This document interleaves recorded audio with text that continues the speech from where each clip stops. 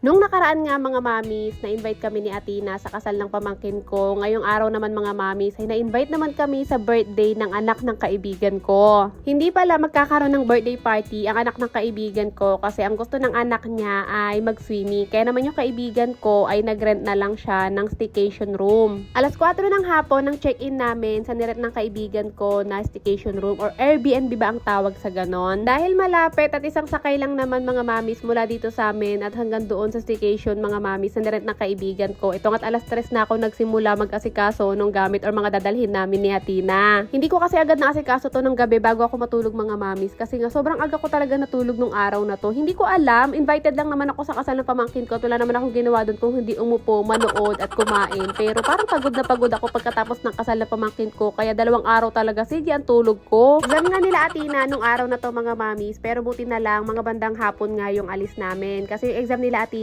7 AM to 9 AM. Pag uwi niya after ng exam nila, pinatulog ko na siya. Para nga sabi ko, hindi siya antukin kapag nandun na kami. Mas makapaglaro pa siya doon sa mga ibang kasama naming bata. Kagigising lang din talaga namin ni Daddy nung mga oras na to. Si Atina naman, hindi ko pa ginigising. Gigisingin ko na lang siya 15 minutes bago kami umalis. Inuna ko munang asikasuhin itong mga bibit-bitin o dadalhin namin bago ko siya gisingin. Para nga kapag ginising ko siya na lang yung aantayin ko pagtapos na siya magbihis. Kasi minsan si Atina, may time na naiinip siya lalo na kapag excited siya sa pupuntahan namin. Nung natapos ko na ngang ayusin yung mga damit na dadalhin namin, mga pang swimming ni Atina, pang palit niya pagkatapos mag-swimming, sunod ko na mga ginawa ay nagplastic ako nitong shampoo niya, conditioner at nagdala rin ako ng sabon niya. Malaki kasi itong lagayan ng shampoo at conditioner ni Atina mga mamis kaya ayoko nang dalhin pa to, nagplastic na lang ako. Yung sabon naman niya, buti na nga lang ay maliit na lang yon kaya na lang yung dadalhin ko at hindi na ako magdadala ng bago para at least kahit maiwan namin yung sabon niya ay hindi ako manghihinayang. Maayos at kumpleto na nga lahat ng mga dadalhin namin kaya naman ginising ko na si Atina at nakapagbihis na siya. Yung binihis naman niya mga mamis, nire-ready ko na din yan, tinatabi ko na yan sa higaan niya para nga pagising niya, ay nang ibibihis niya, hindi na niya kailangan maghangulongkat pa doon sa damitan niya. Inuuto ko nga muna si Daddy mga mamis bago kami umalis kasi baka sakaling mabigyan niya kami ng mas malaki-laking pocket money. Bago nga kami tuluyang umalis si Atina mga mamis ay nilabas ko muna sa rep itong binili namin ni Daddy na pichi-pichi. Binili namin to mga bandang tanghali. Bale ito yung dadalhin ko nga doon sa staycation. Hindi naman kailangan mga mamis kasi ang sabi lang naman ng friend ko invited lang kami kasi nga siya na ang bahala sa lahat. Pero dahil mayabang ang mamshi panay nyo, syempre, hindi tayo papayag nang wala tayong bitbit. Hindi, charot lang.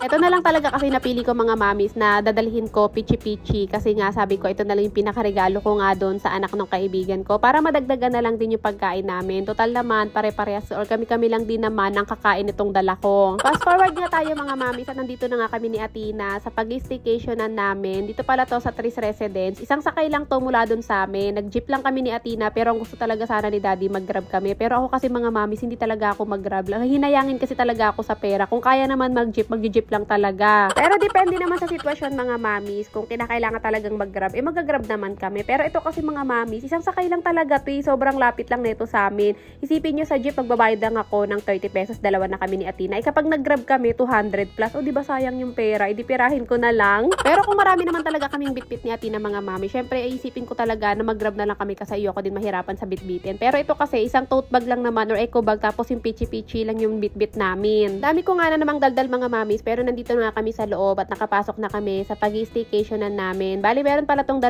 room mga mamis. Itong isang room meron siyang double deck at meron siyang isang pull-out bed. Ito namang isang master's bedroom, isang bed lang to pero malaki naman siya. Doon sa isang room mga mamis, pagkapasok namin dito sa unit, nagkanya-kanya na yung mga batang kasama namin. Saktong-sakto yun mga mamis kasi 4 nga yung batang kasama namin. Ito naman yung kanilang CR. Hindi mo kaya. Ang ganda ng CR nila mga mamis. Dito sa CR nila mga mamis, meron ng kasamang 4 na towel. Tapos, meron na rin silang mga pa-toothpaste, toothbrush, sabon at shampoo. Binaba ko nga lang yung gamit namin mga mamis. Tapos, sumama ako dito sa kaibigan ko na magpunta nga dito sa Alphamart kasi nga wala kaming tubig inumin. Actually, sa aming mga matatanda, pwede naman ay nasa gripo. Pero inisip kasi namin yung mga bata, baka sumakit yung tiyan kapag sa gripo din namin sila pinainom ng tubig. Kaya bumili kami ng tubig. Bumili na din pala kami ng konting chips or chicheria mga mamis. Parang ako sakaling magbubi marathon kami, meron kami kaming mangangata. Yung Alphamart mga mami, so yung pinagbilhan namin itong mga bitbit namin ng kaibigan ko ay as in paglabas lang ng Tris Residence. Nakakatuwa mga mamis kasi hindi na namin kailangan to magpunta sa malayo kapag meron kaming kailangan bilhin. Kasi paglabas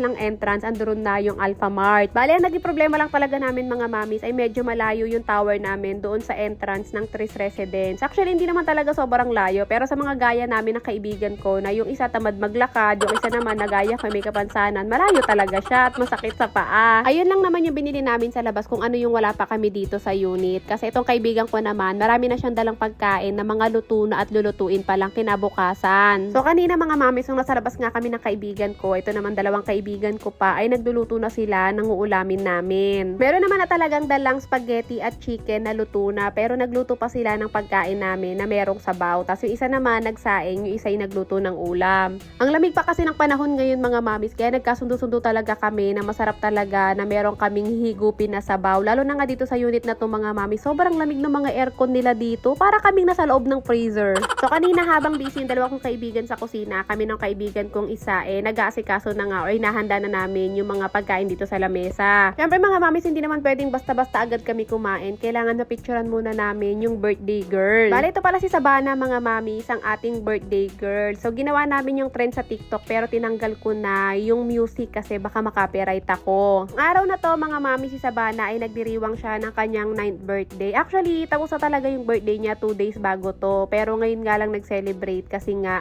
busy yung mami niya, may work. Tapos yun nga, nag-exam din si Sabana. Kaya naman talagang sinakto ng kaibigan ko na walang pasok at tapos na yung exam ng mga bata.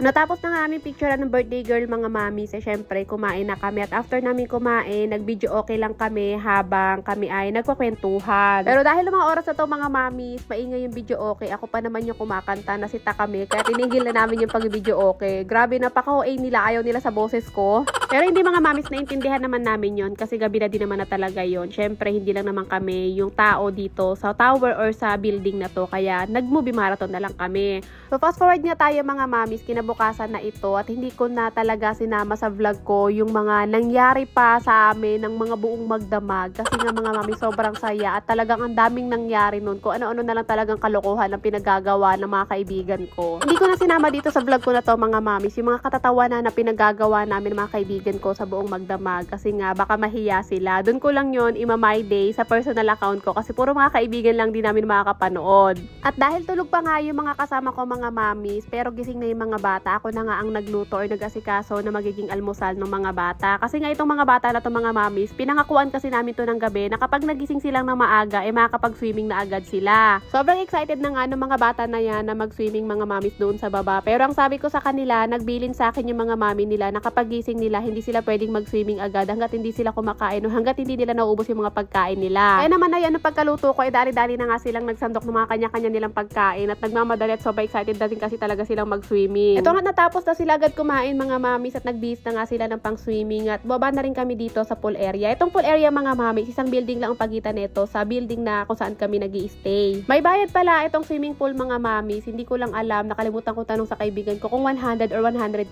pesos. Hindi kasama yung bayad sa swimming pool doon sa binayad mo sa staycation or unit na nirent mo dito sa Tris Residence. Nagising na nga itong isang kaibigan ko mga mamis at sinamahan niya na nga ako dito sa baba para mabantayan yung mga bata. Actually mga mamis, gising na rin yung mami ng birthday girl pero dahil nga nakapag-almusal na kami, siya hindi pa. Hinayaan na namin siya mag-almusal sa taas. Tapos pagkatapos niya mag-almusal, baba na rin naman na agad siya dito. Habang binabantayan nga namin yung mga bata dito sa swimming pool mga mamis, hindi ko na lang na-videohan pero kami ng kaibigan ko, sinasabayan namin yung mga nagsusumba doon sa clubhouse nila kasi halos katabi lang na itong isang swimming pool yung clubhouse. Alam niyo ba mga mamis, yung mga oras na yun na nagsiswimming sila, mag 8 AM pa lang at sobrang lamig talaga mga mamis. Dapat nga maliligo din kami ng mga kaibigan ko pero talagang hindi namin kinakaya yung lamig mga mamis kaya hindi na lang din talaga kami naligo. Bali, ang oras pala namin dito ay hanggang 3 PM na lang ng hapon. Kaya naman talagang pinakain muna namin yung mga bata bago kami bumaba dito sa swimming pool para nga mas ma-enjoy nila yung paglublob nila dyan at hindi na sila ahon ng ahon. Lalo na't bawal pala magdala ng pagkain dito sa baba. Nung una talaga dapat magdala kami ng kaibigan ko ng snacks nga nitong mga bata pero buti na lang hindi kami nagdala kasi nakita namin na merong silita nga na kumakain dito sa gilid or sa baba. Pero hindi naman sobrang higpit dito mga mamis kasi ang alam ko nung dumating kami dito ng mga bandang hapon, may nakita ako doon sa may clubhouse nila na parang mga bazaar or nagtitinda ng mga pagkain.